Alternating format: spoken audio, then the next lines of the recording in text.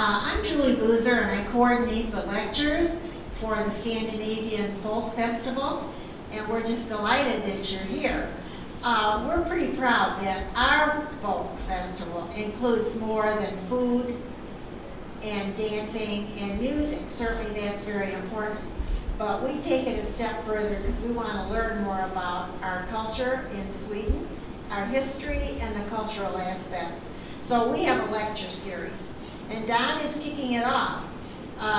There's not much I can say about Don that you don't already know, but he is the person in our community that has the Nordic Star, which was given to him by the King of Sweden. And you start there, it doesn't get any better. So anyway, I don't want to take up any more of his lecture time, but he, as you know, is the coordinator of all this that you see out here today. And this is our 17th. 18th, okay. Our 18th, we're getting it right now, right, Don? 18 times we think. You got it perfect. Huh? Right, okay. Thank you. You're all right. I'm a Just to introduce a few people here, these people are from the American... It's Swedish. No, say it again? American Swedish American Swedish Museum in Philadelphia. Yeah. Close. Yes. Okay. John Jones up here is one of the co-researchers that was involved in this program, and his name is right up on there. Kirk is one of our committee members. Kirk? Yeah. Yep. I tried to see. Okay. What's interesting is that this area became Swedish, and all because of two little girls who were born in this little cottage in Sweden called Amelia Greverum. It's a little house outside Kisa, Sweden, K-I-S-A, in the 1840s. And little did they know that two little girls born here would be the reason why we're here today.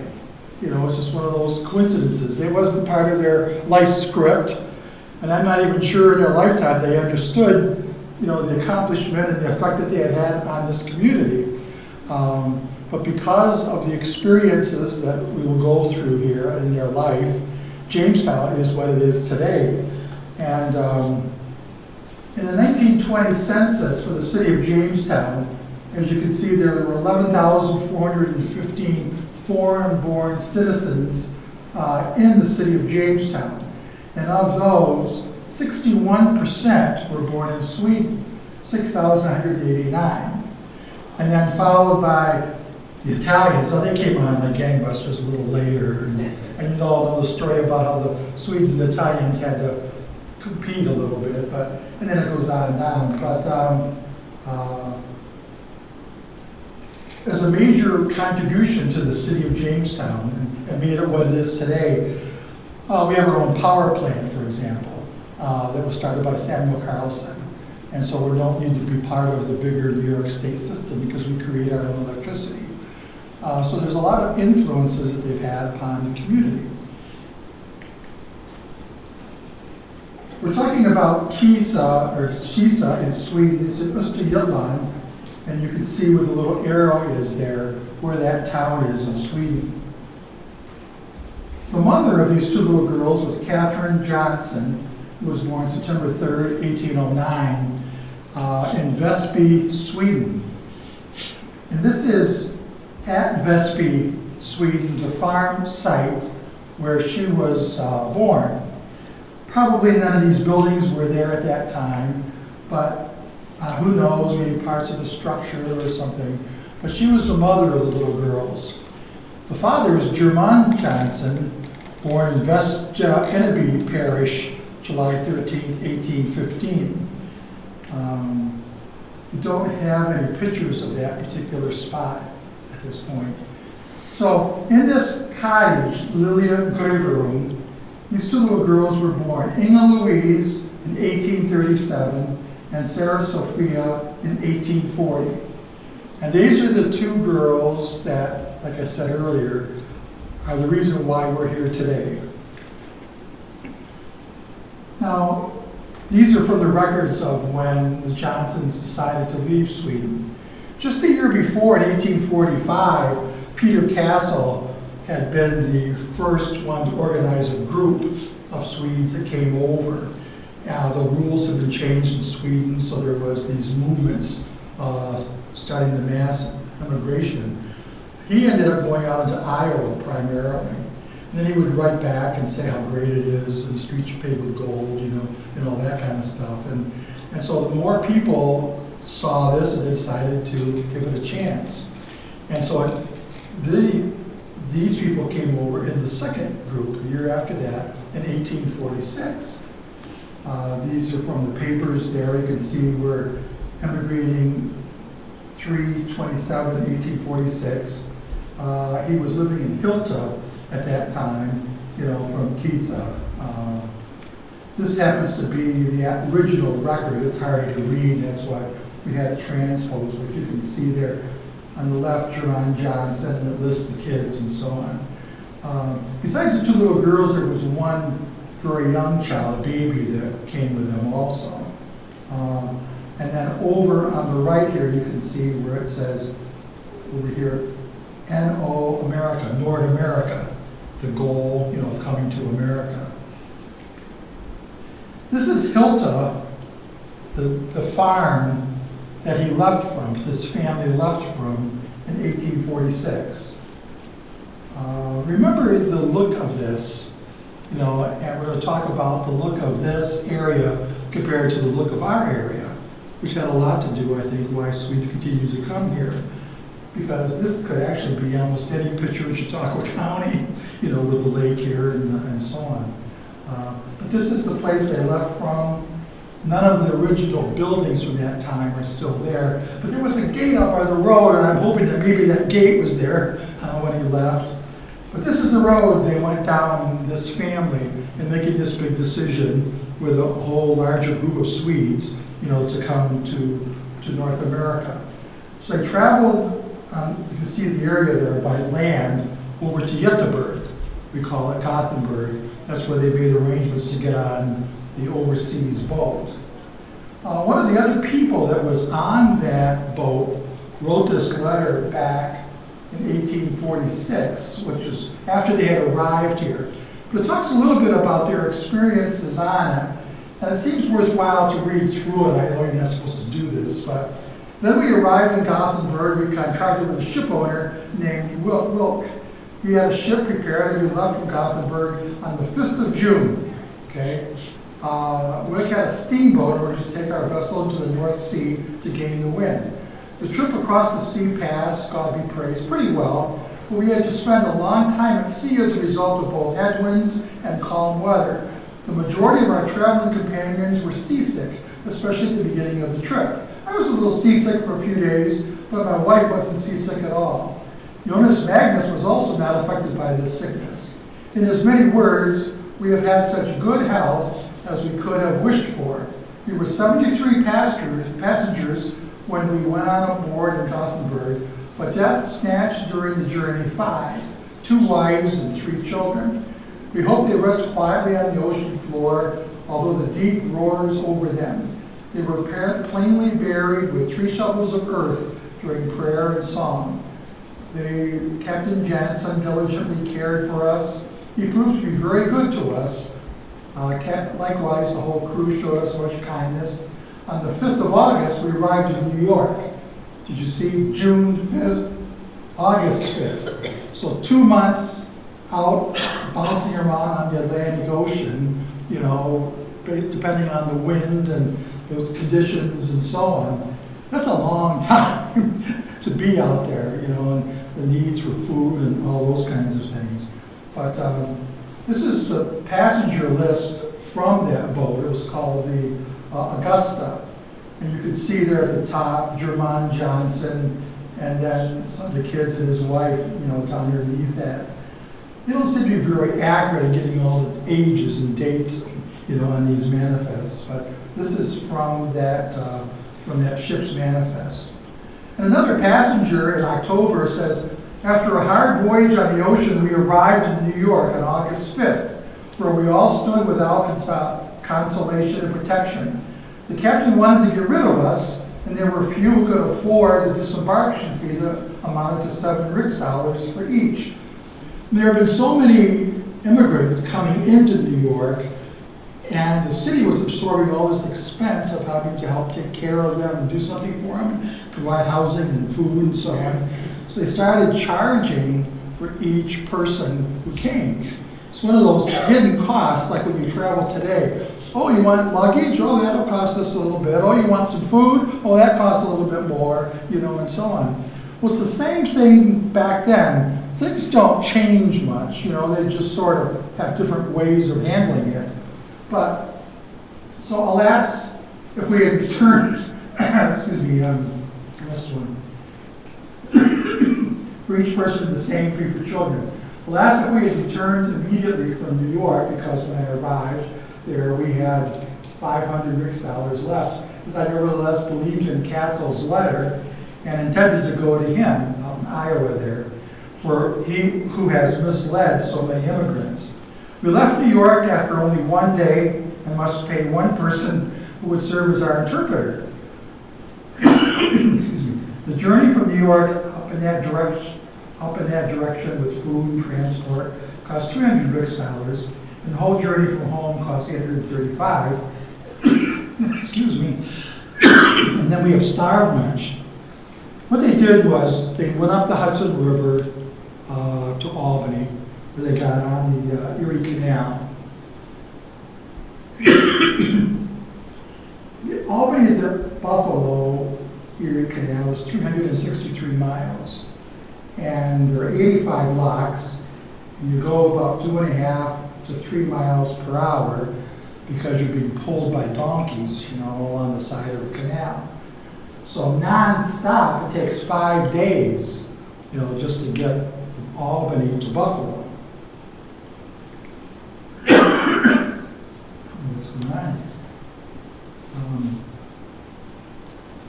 But like I mentioned before, this issue of having to get dollars for this. Oh, you want to eat food while these 5 days are going across the Erie Canal?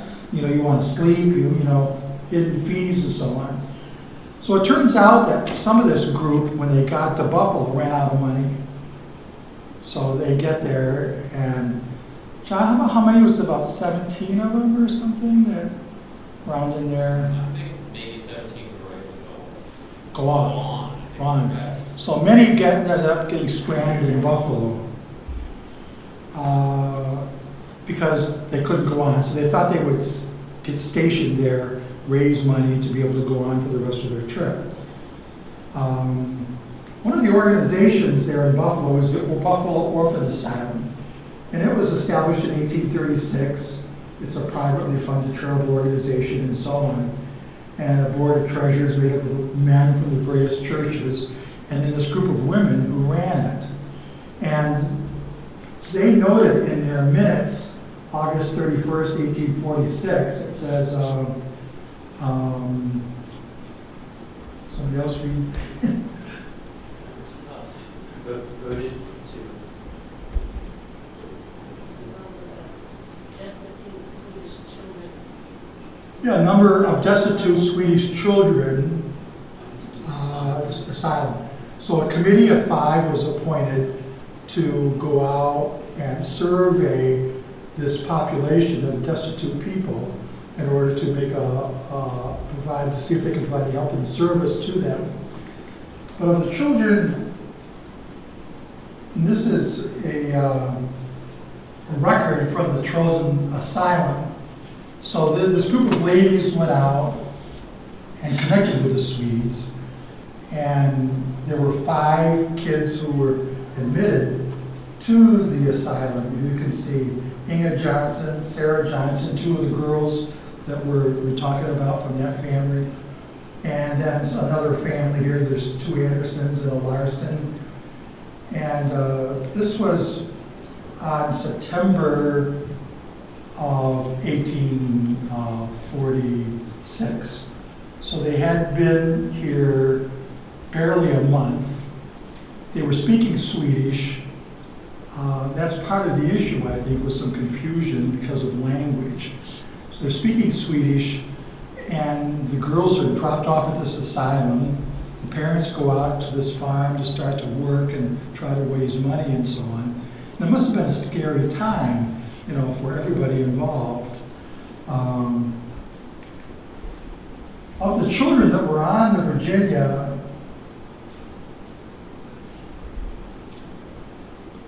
which is the boat, the second boat that came, right? The Virginia? The Virginia is their boat. Yes. Their boat. The Augusta is the second. Okay. 25 children on that boat, 6 children lost a parent on the voyage or in Buffalo.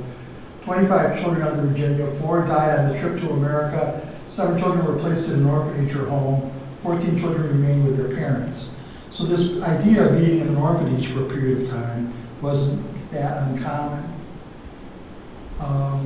After the girls had been there for a very short time, and perhaps as little as 2 weeks, there was a family from Warren, Pennsylvania, which is a town just about 18 miles south of us in Pennsylvania, obviously.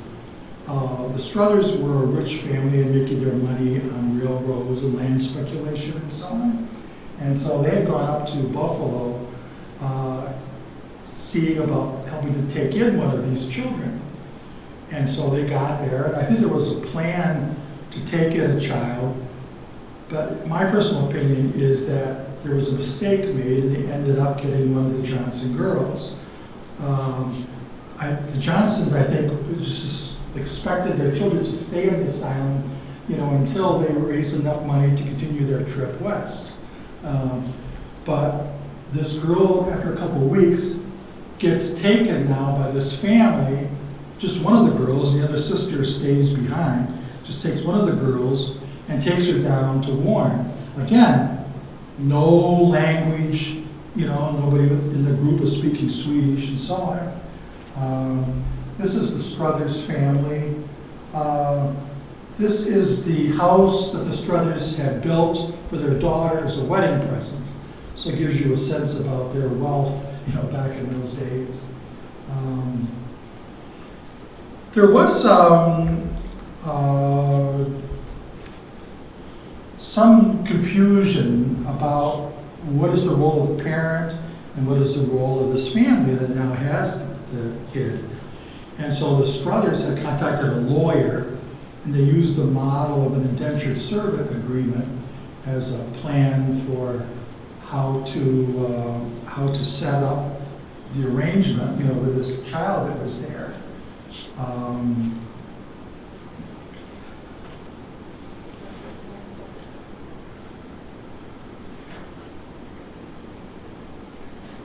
Yeah, I can pass these out. Okay. I think this is shortly after this Struthers family had taken the girl. They talked to some people they knew here in the community who were living in Sugar Grove, which is just 10 miles or less from Warren. And they decided to go up and get a child too. So they went up and they got the sister to this girl. So at least they were now relatively in the same area. And they drew up this same indentured servant agreement. And I think it's worthwhile, there's 2 sides here, so we're looking at the longer one. And it says, it is hereby agreed by and between Robert Faulkner and Josephine Johnson that Sarah Sophia, this family started calling her Josephine, the daughter of said German and Catherine, his wife, who was residing with Robert Faulkner since December of 1846, and was 7 years on the 3rd day of May in 1847, shall be and remain in the family and services of said Faulkner and wife for the further term of 11 years from said 3rd May, or until she shall be of the age of 18 years.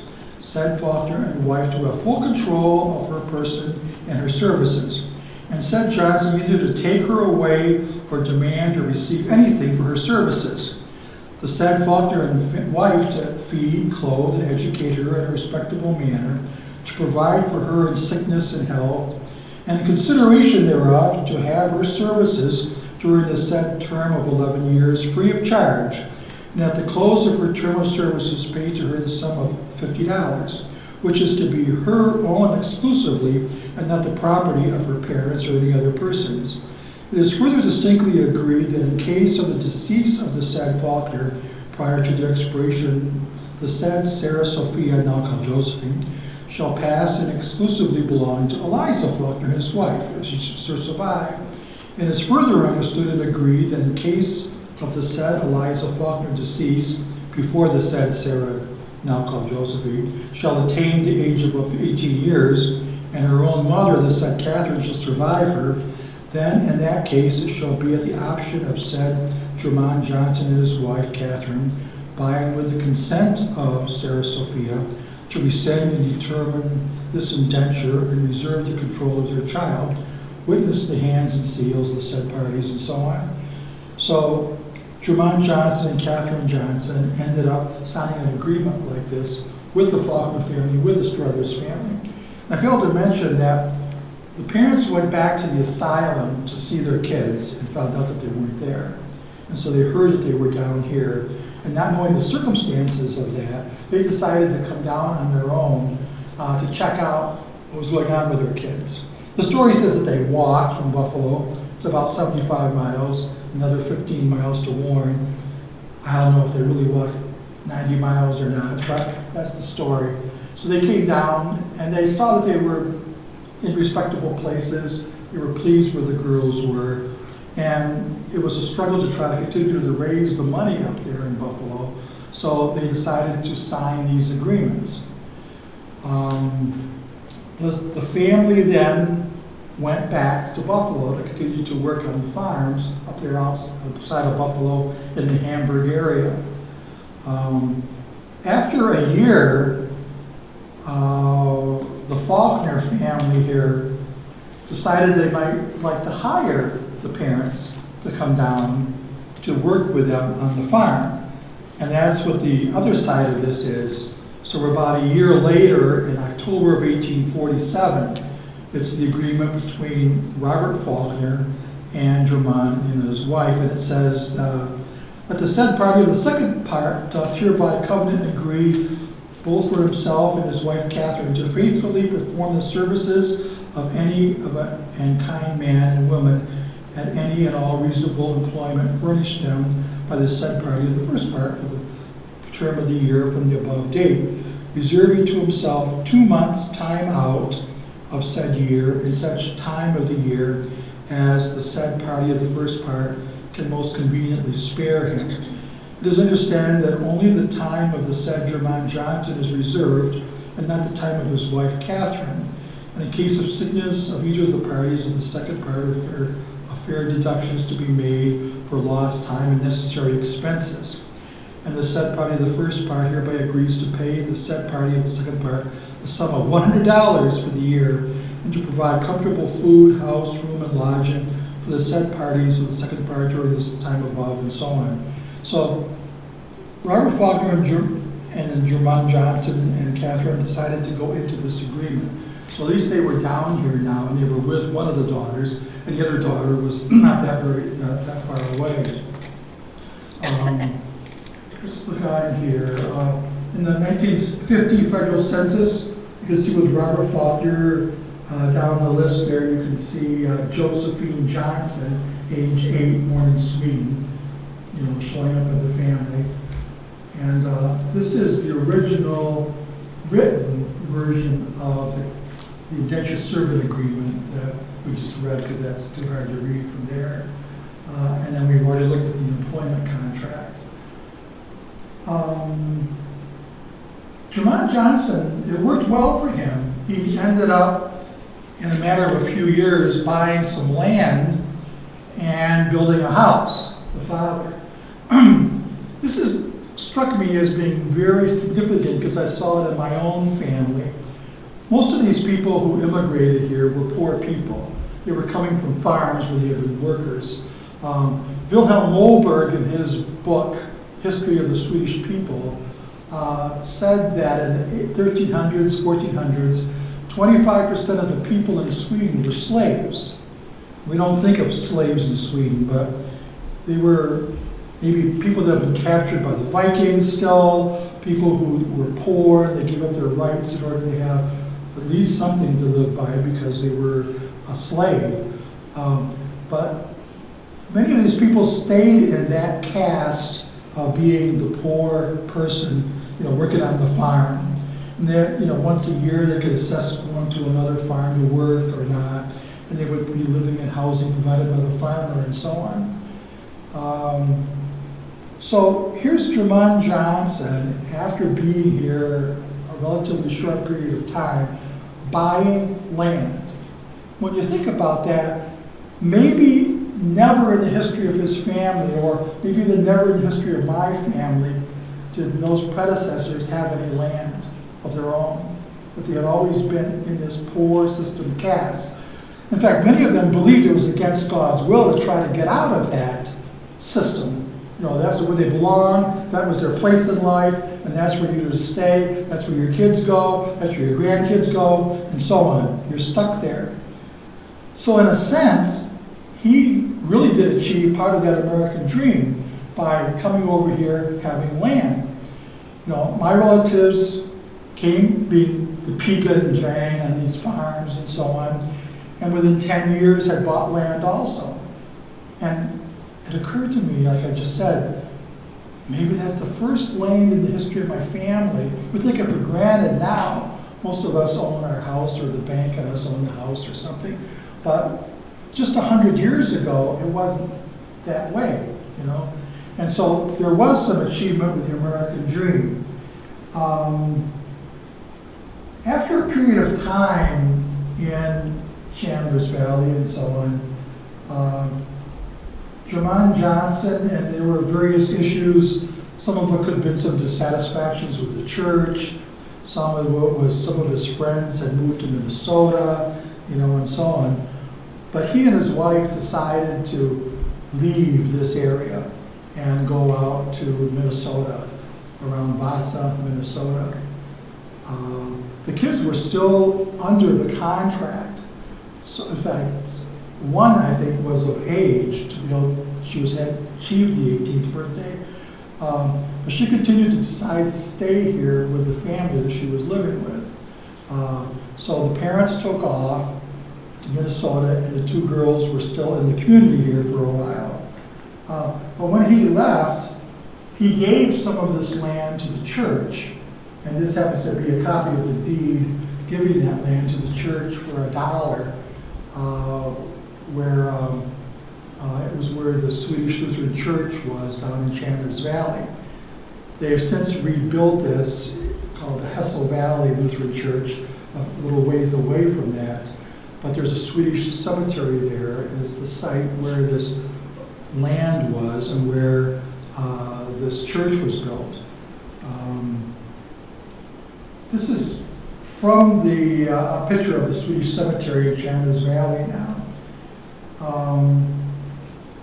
In the 1865 census, we see that the girls have left here and gone on to Minnesota and joined their family.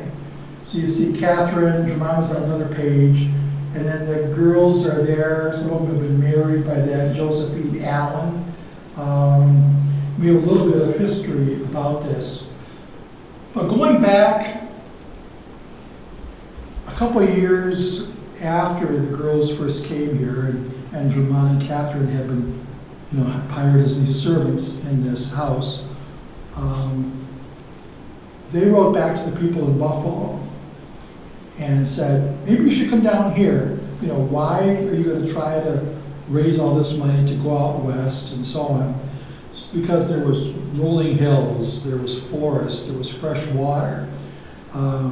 They sent one of the members of the party out west who checked it out, and it was flat land, it was more dry and so on. So a group of the Swedes decided to come and settle in the Chandler's Valley, Pennsylvania, following the girls, following the parents, who had moved here and so on. So this group came, and so they were then writing back and encouraging other people to come.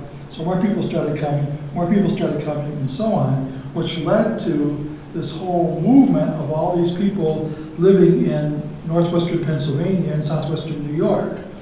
They settled in Pennsylvania first, and in 1849, I think it was, 49, the first one came to Jamestown, to live. And then it just grew with industry and so on after that, a lot of Swedish businesses. Because a lot of the people didn't want to continue with the farming, they could get a job in one of the Swedish factories here. They were always hiring Swedes. There was always a job for Swedes. So it just continued to grow, and it led to that growth. Sarah Sophia is the one who lived with the Faulkners. This is a picture of her when she became a young lady. She ended up married William J. Allen, married in 1861, and they had 4 children. The other girl, Louisa, married William Seeley Grow in 1867. They had 5 children, one of whom lived to 1961. I wish I had been into this, but I think I'd like to have talked to her, about her experience. This is the Minnesota census showing the Grows, living there with their children and so on. So, German and Catherine, this is their grave marker in the Vasa Swedish Episcopal Cemetery in Vasa, Minnesota. German died in 1888 and Catherine in 1887. Louisa Groves marker in Minnesota. I don't have one at this point yet for Sarah Josephine. This happens to be a marker for the family in Sugar Grove, the Faulkners, that took in one of the girls. And this is the cemetery for the rich family from Warren that, took in the other girl. But the other interesting part of this is, I said earlier, this area is very much like the area around Kisa in Sweden. This is a picture from one of the farm sites where the parents were born. That could very well be, around here. A road, I can't even remember if this is Sweden or here, but this is right outside the house where the 2 little girls were born, which is very much, could be any place around here. This is a picture of Chautauqua County overlooking Chautauqua Lake versus the farm they left from in Sweden, Hilta. Very similar. This again is Chautauqua County. This is typical of Sweden, but it's actually down in Pennsylvania, a farming stand, not farming, hunting stand.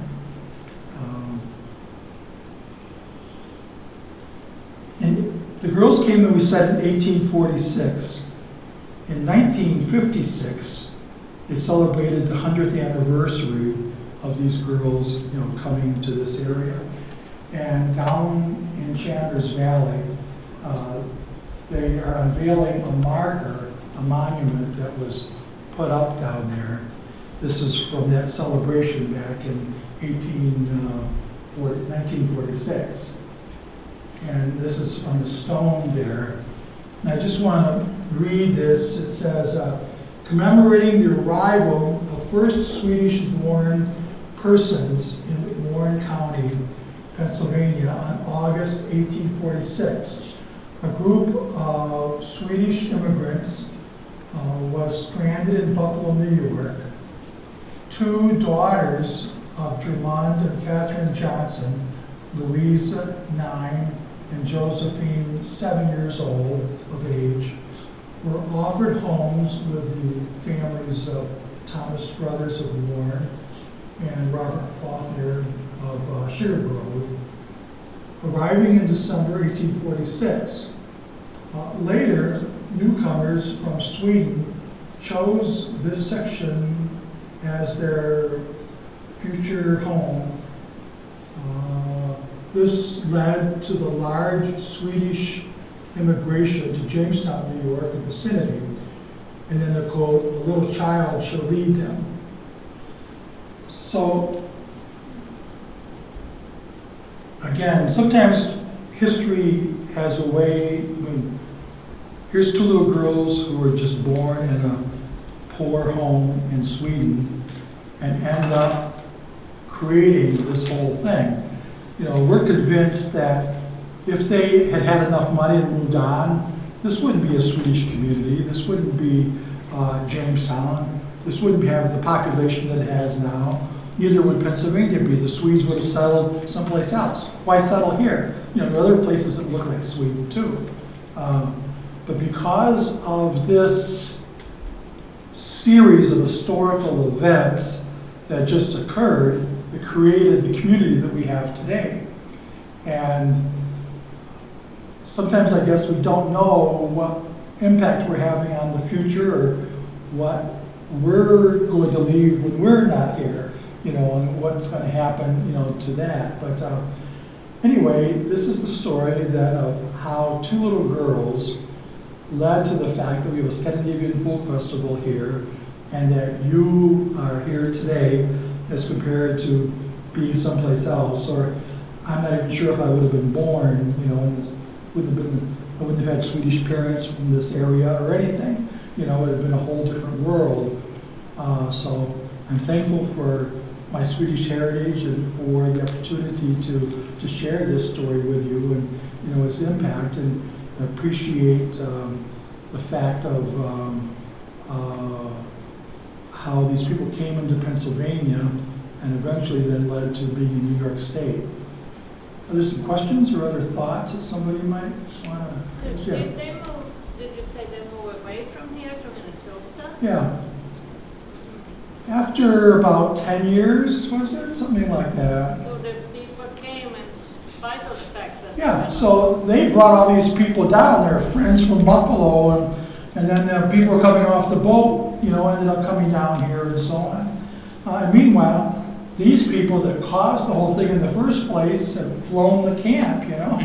They're off in Minnesota. It's kind of ironical that because they had two girls and left here in 10 years, this is why we're here today.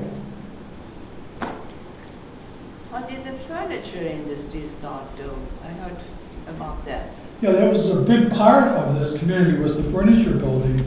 I don't know the history of industry in Jamestown very well, but furniture, we have an SKF plant here. We've had a number of Swedish plants. Do you know anything about furniture industry? There was some earlier industry, the 1830s and 40s here in Jamestown. It was a small village. The Swedes came, but not many of them were masters. But there were a couple of, a turner and also a wood master who had arrived before 1860. What they found here were investors. So at first, all these industries were owned by Yankees, what they called Yankees. And so existing businesses grew. And then from that, Swedish ownership took over. And so in the 1860s and 1870s, you saw a big rise of Swedish-owned American furniture here. And that continued through until, really until the Depression. There's still Swedish there's still furniture made here in Jamestown? Not really. No. Not significant. No. It was a mass-produced furniture. Produced, most moved to High Point, North Carolina. Right. And then now that has all moved to China. Right. High Point doesn't. I guess there's some in North Carolina, but it's moved Right. on.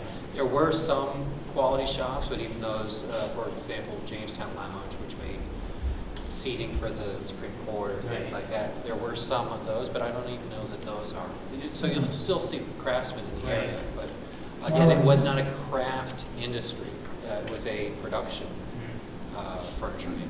I think I went through the process of time just like any other thing where, like you said, mass producing and then finding cheaper ways, labor unions and all those issues, and the fact that they have on why plants move and shut down and move on to other ways to do the job cheaper. Right. Marlon Rockwell was making ball bearings here, was a major supplier of ball bearings that was involved in the World War II,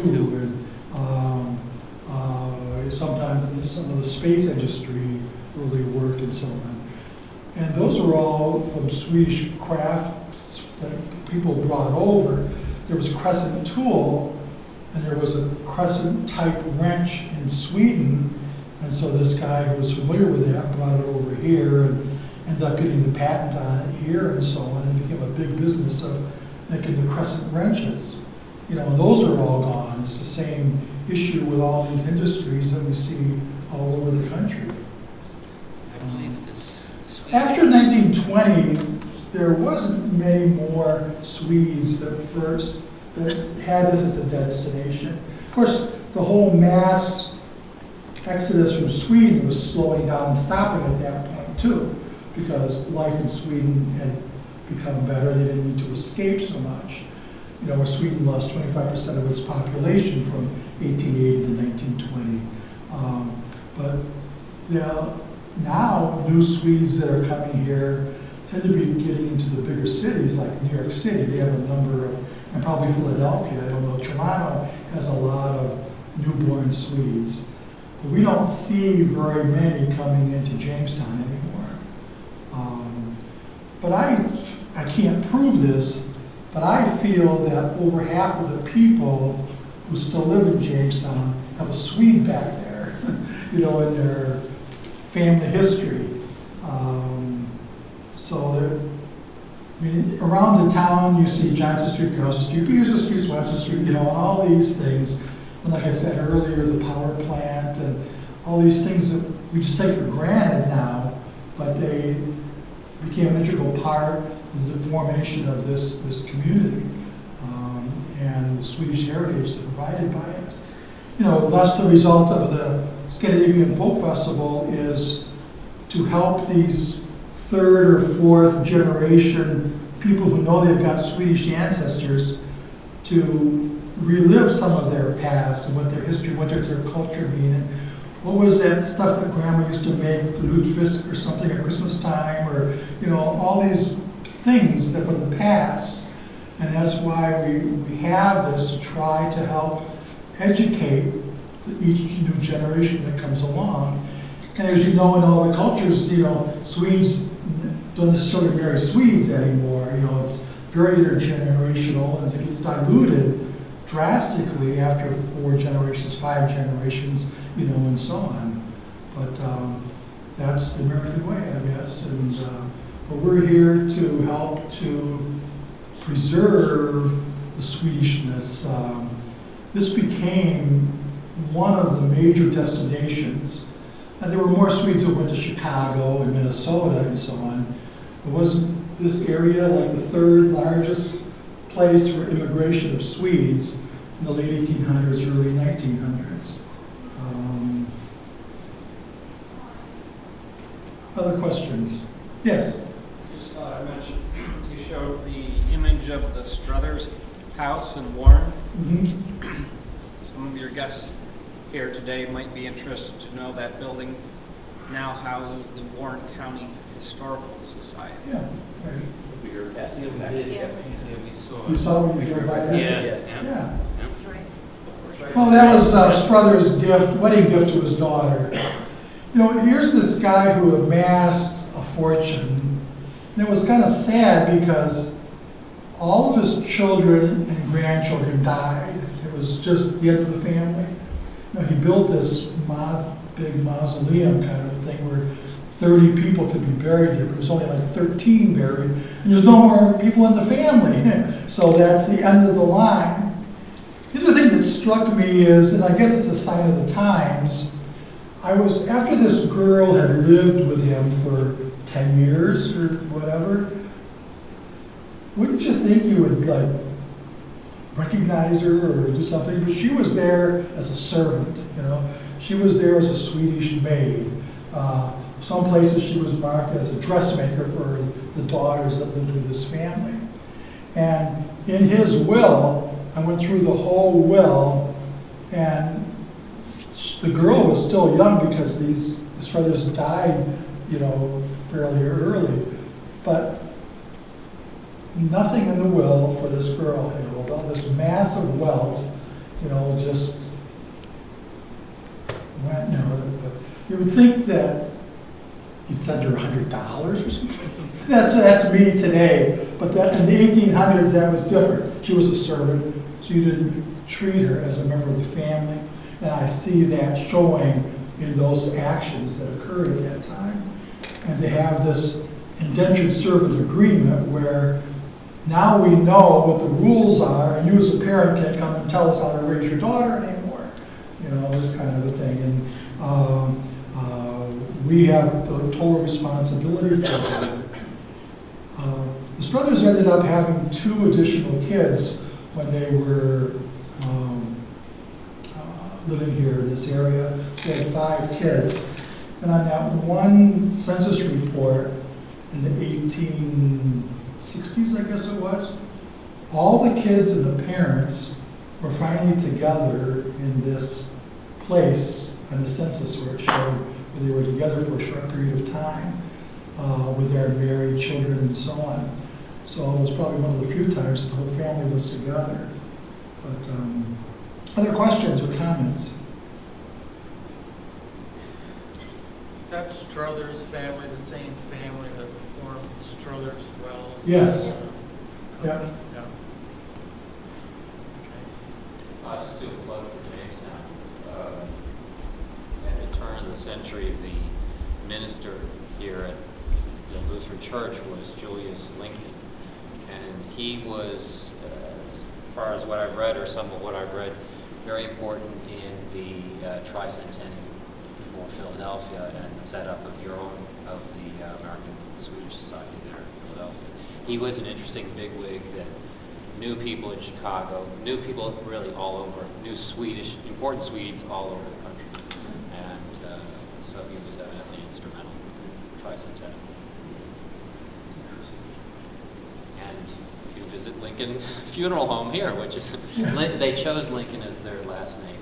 I don't recall what their Swedish name was, but they chose Lincoln as their last name. It's part of the family remained here, and then he eventually, I think, went to California or Chicago. He was an early radio personality.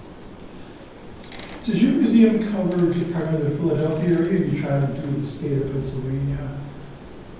Our collection's pretty wide-ranging. I mean, we have things from Minnesota, Washington, kind of all over the place. But yeah, primarily Philadelphia, and things brought over from Sweden to sort of the Philadelphia area. So this Pennsylvania history in our community is not necessarily a big part of your museum. I wish it could be. I mean, we don't have a strong Jamestown collection at the museum. We have a set of miniature turned pieces of furniture from the 20s, created by maybe salesman samples or something? Yeah, exactly, salesman samples by a Swede named Oscar Anderson. But that's about the extent of our entire Jamestown collection. So. Well, Jamestown wouldn't be here if it hadn't been for the Pennsylvania connection. It's like with any group of people, Struthers and Faulkner and all these people down there, they also own massive amounts of land. So the more immigrants they could get to come to their area, the more land they could sell. And, I think they were interested in helping people too. I'm not trying to make it just business oriented, but that certainly was part of it because that added to their wealth to have all these immigrants settling in the area. But the one in Philadelphia, they mostly from 1638 with the New Sweden. But they didn't come in the 1800s, you Yeah. know. Did you get more later on? Did you get any in the 1800s, 1900s? Swedes? Some, but really mostly they passed over either here or to the Midwest. Not a lot stayed in Philadelphia. Yeah. Yeah. So this area is probably the biggest Swedish area in Pennsylvania. Yeah. Could be. So move your museum to here. Yeah. We'll have a second campus, right? Pick it up and move it. Yeah. You can have an extension here. We've always wanted to have a museum here, and that's the way for you to do it. We'll work with you on it. Yeah. only that there were Swedes in Pittsburgh, in McKeesport. She won our peppercocker contest Yeah? 2 years ago, and she's back with peppercocker. She is again? 92 she is, and she is here with more peppercocker Uh-oh. cookies. So isn't just this Northwestern Pennsylvania area, but they were working in the steel mills in Pittsburgh. I think. Yeah, we have to get, John has 2 lectures coming up on the schedule.